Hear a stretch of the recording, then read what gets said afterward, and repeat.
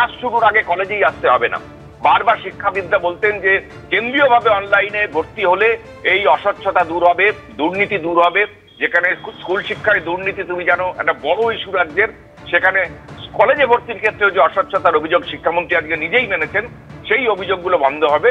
অবশেষে সেই ভাবনার 1 দশক পর রাজ্য সরকার সেটাকে বাস্তবায়িত করার জন্য আজকে জানালো যে আগামী 24 তারিখ থেকেই কেন্দ্রীয়ভাবে অনলাইনে যে কোনো রাজ্যের যে কোনো প্রান্তে বসে যে কোনো পরীক্ষার্থী আবেদন করতে পারবেন। তবে প্রেসিডেন্সি যাদবপুরের মতো যারা প্রবেশিকা নেন তারা এই আওতা থেকে বাদ পড়ছেন এবং সংখ্যালঘু শিক্ষা প্রতিষ্ঠানও বাদ পড়ছেন।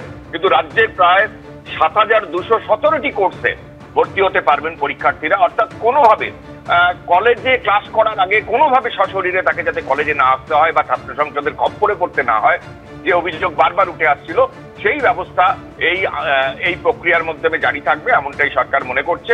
কিন্তু প্রশ্ন উঠছে 1 দশক ধরে অপেক্ষা কেন? যে ভাবনার অস্বচ্ছতা দূর করার প্রধান কারিগর বলছে সরকারি, সেটা 1 দশক সময় লাগলো কেন?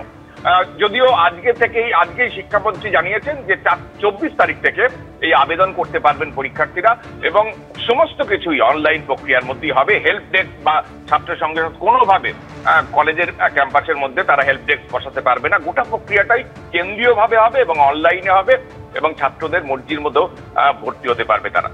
ধন্যবাদ কৃষ্ণেন্দু। আর এই অনলাইনে ভর্তির পোর্টাল উদ্বোধনের পর শিক্ষামন্ত্রী ব্রাত্য বসু কি জানাচ্ছেন শোনাবো।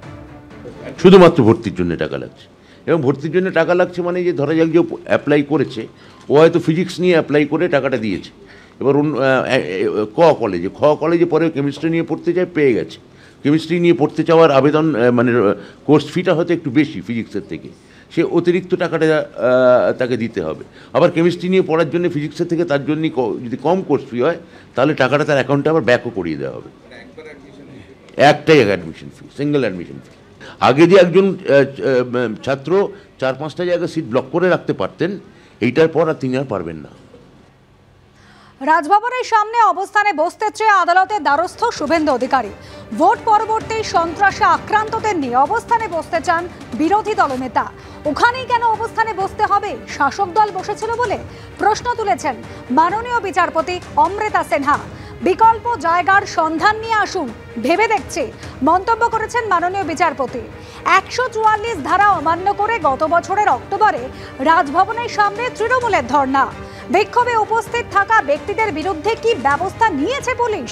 শুক্রবারের মধ্যে জানাতে রাজ্যকে নির্দেশ দিয়েছেন মাননীয় বিচারপতি অমৃতা সিনহা। 144 ধারার কারণে যদি আবেদন বাতিল হয় তাহলে তৃণমূলকে কেন অনুমতি দেওয়া হয়েছিল? সওয়াল বিরোধী দলনেতা শুভেন্দু অধিকারীর আইনজীবীর।